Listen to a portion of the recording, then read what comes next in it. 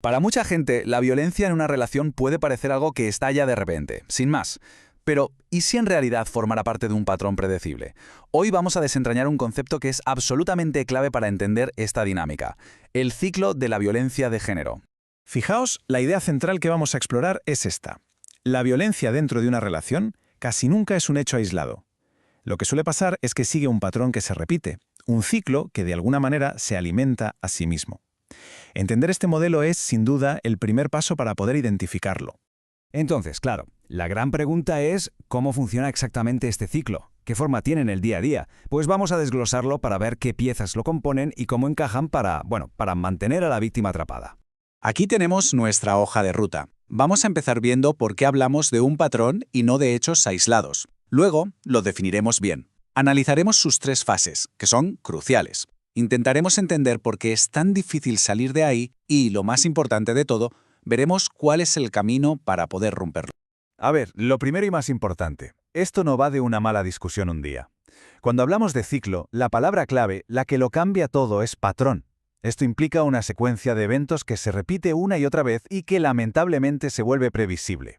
Y ojo, que la diferencia es fundamental. No estamos hablando de tormentas que aparecen de la nada sin conexión. Hablamos de un sistema, de una dinámica establecida donde la tensión sí o sí conduce a una explosión violenta, que a su vez lleva a un falso arrepentimiento para volver a empezar desde cero. No es casualidad, es un mecanismo. Vale, ya tenemos claro qué es un patrón. Ahora vamos a ponerle un nombre y una definición clara. ¿Qué es exactamente el ciclo de la violencia?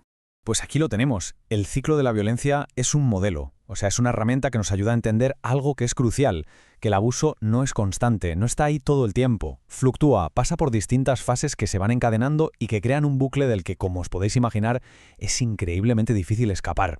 Y con esto llegamos al corazón del asunto, a la maquinaria del ciclo. Todo este sistema se sostiene sobre tres fases muy concretas. Vamos a desmontarlas una por una, porque es aquí donde está la clave para poder identificarlo. El patrón se desarrolla casi siempre en tres actos. Primero, una fase donde la tensión va subiendo y subiendo. Segundo, la explosión de violencia. Y tercero, y esta es quizás la fase más engañosa y peligrosa, una fase de aparente calma y reconciliación. Todo empieza con esa tensión. El ambiente en casa se carga, la comunicación se corta, cualquier tontería puede ser motivo de conflicto. La víctima empieza a sentir esa sensación tan horrible de estar caminando sobre cristales rotos, intentando desesperadamente no decir o hacer nada que pueda provocar la explosión, que en el fondo sabe que está al caer. Y claro, toda esa tensión acumulada al final explota. Esta es la segunda fase, la del abuso agudo. Es la parte más visible del ciclo, la explosión de violencia, que puede ser física, pero también verbal o emocional. Es un acto de poder y de control puro y duro. Y después de la explosión llega la fase que hace que todo esto sea tan perverso, la reconciliación. De repente, el agresor muestra arrepentimiento, pide perdón, promete cambiar, hace regalos, vuelve a ser esa persona de la que la víctima se enamoró. Esta fase, que se conoce como luna de miel, es la que genera esa falsa esperanza y la que refuerza el vínculo emocional. Pero esta calma es una ilusión. Es solo el preludio para que la tensión empiece a acumularse otra vez, reiniciando el ciclo.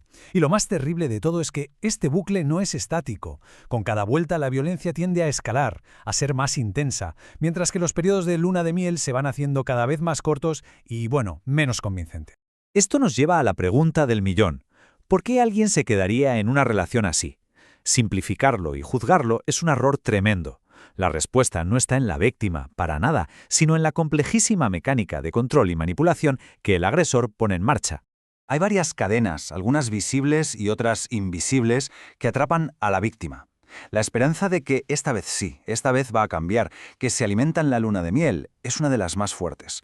Pero a eso hay que sumarle el miedo, un miedo paralizante a las represalias, el aislamiento progresivo de la familia, de los amigos, y una manipulación psicológica constante que le lleva a dudar de su propio juicio, de su propia realidad. Esta frase es que lo resume todo, ¿verdad? El perdón y las promesas no son un signo de arrepentimiento real, son la herramienta de manipulación más eficaz del agresor. Apelan directamente al deseo de la víctima de salvar la relación, a esas ganas de creer que la persona a la que quiere puede cambiar. Entonces, si el ciclo es tan poderoso, ¿significa que es irrompible? Afortunadamente, no. Pero ¿cuál es el primerísimo paso para poder detener esta espiral destructiva? Pues el primer paso y el más fundamental es este: La conciencia. El simple hecho de ser capaz de ponerle nombre a lo que está pasando, de reconocer que no son hechos aislados, sino que es un patrón, es un acto que devuelve poder a la víctima. Le permite entender que la culpa no es suya, sino de la propia dinámica del ciclo. Y aquí reside quizá la revelación más importante. Entender que la luna de miel no es la prueba de que hay amor o de que las cosas pueden arreglarse. No, la luna de miel es una pieza fundamental del abuso. No es la excepción al problema, es el pegamento que lo mantiene todo unido y que garantiza que se repita.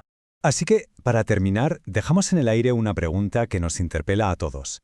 Si el primer paso para la víctima es reconocer el patrón, ¿cuál es nuestro papel como sociedad?